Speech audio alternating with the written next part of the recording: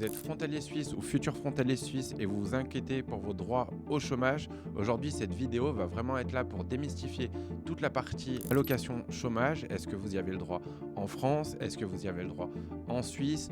Pourquoi? Quelle est la hauteur des allocations en tenant compte des revenus suisses? Mais surtout, quel est le processus une fois que vous serez demandeur d'emploi à la suite peut-être d'une mission, d'une fin de CDI? Et est-ce que réellement vous avez le droit au chômage en tant que frontalier suisse? Je sais que sur les réseaux, on peut entendre de nombreuses choses, pas de retraite, pas de chômage quand on travaille en Suisse, beaucoup plus d'impositions. Et le but de cette chaîne, de par les recruteurs, experts et mon métier de conseiller financier, va être vraiment de démystifier au maximum la législation suisse pour que vous soyez en mesure par la suite de comprendre comment est fait le système, comment vous intégrer à la Suisse et surtout ne pas parler uniquement des salaires qu'on peut avoir en Suisse, mais parler réellement des démarches administratives et ramener des experts dans chacun des domaines.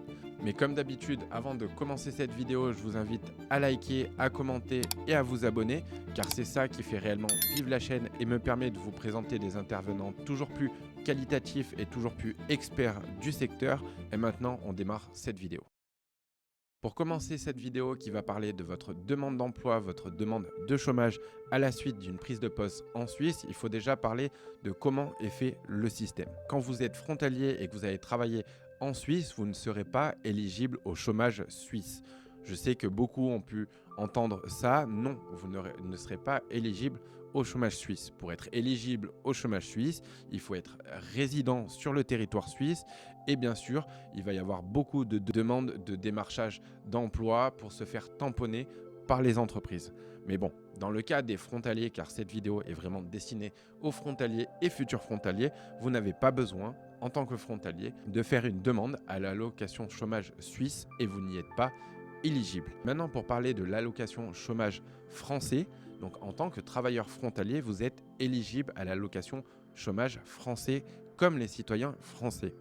Petit aparté, les salaires pris en compte pour la hauteur de votre allocation chômage sont retenus sur une base de 57% des salaires bruts suisses. Donc, comme vous pouvez le constater, on ne va pas tenir en compte de la totalité, on va être rémunéré sur 57% de nos revenus suisses. Car oui, pour pas qu'il y ait une trop grosse injustice, car les salaires sont bien plus élevés, l'allocation chômage français retient un salaire plus faible. Maintenant, ce qu'il faut comprendre, c'est que frontalier ou résident français, vous êtes éligible au chômage de la même manière. C'est-à-dire qu'il faut avoir cotisé 6 mois ou 910 heures pour être éligible et on peut cumuler la partie française et la partie suisse.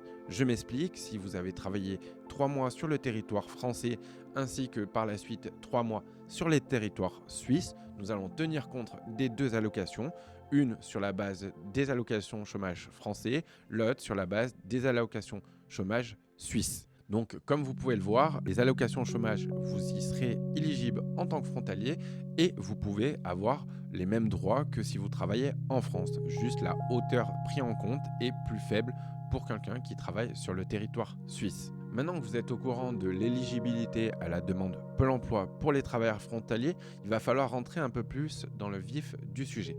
Déjà, il y a plusieurs choses à retenir sur l'allocation Pôle emploi. D'une part, les démarches administratives doivent être entreprises à la fin d'un emploi directement le jour 1 à la fin d'une prise de poste. Ayant un délai de carence chez Pôle emploi qui peut être connu par certains et pas connu par d'autres, dès le premier jour de votre inscription, vous allez avoir la carence de Pôle emploi de 7 jours. Il va être très important pour vous de démarcher directement Pôle emploi à la fin de votre prise de poste pour être pris en compte dès le premier jour de votre fin d'emploi en Suisse. Bien sûr, si vous n'avez pas tous les documents en votre possession, vous avez la possibilité en tant que demandeur d'emploi de cliquer sur la case revenir plus tard et vous avez un délai de 14 jours à la suite de ça pour finir votre démarche auprès de Pôle emploi. Maintenant, la partie numéro 2. Quel document administratif il va vous falloir à la fin d'une prise de poste pour pouvoir faire toutes les démarches de Pôle emploi? Car bien sûr, il va falloir tous les documents de chaque employeur que vous aurez eu depuis votre dernière demande et également faire le formulaire U1 pour justement déclarer tous les revenus à l'étranger sur l'État suisse. Pour commencer, la liste des documents obligatoires pour pouvoir faire votre démarche, donc bien prendre en compte d'avoir ça pour chacun des employeurs que vous avez eu. Notamment, ça peut devenir très compliqué pour les intérimaires, donc commencez les démarches au plus tôt. D'abord, il faudra demander le formulaire U1 sur le canton de votre domicile. À la suite de ça, il faudra vous munir de votre carte AVS, donc il faudra la demander auprès de votre employeur. Vous aurez également besoin de votre contrat de travail et votre lettre de licenciement, car oui, dans le cas d'une démission, vous ne serez pas éligible en tant que demandeur d'emploi, comme tout citoyen français. Il vous faudra vous munir également d'une carte d'identité et de votre numéro d'AVS, qui est présent bien sûr sur votre carte AVS. Il faudra également avoir la totalité de vos bulletins de salaire. Les 6 derniers bulletins de salaire sont demandés dans le formulaire du PDU1 et le reste vous sera demandé directement sur le site de Pôle emploi. Donc bien vous munir de toutes les fiches de paie. Également, ils vont vous demander d'avoir votre attestation internationale.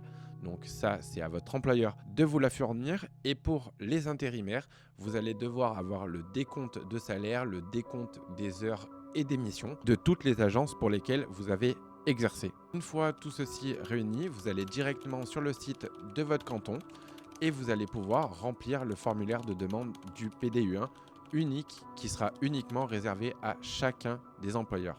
Donc si vous en avez eu plusieurs, il faudra refaire la demande plusieurs fois.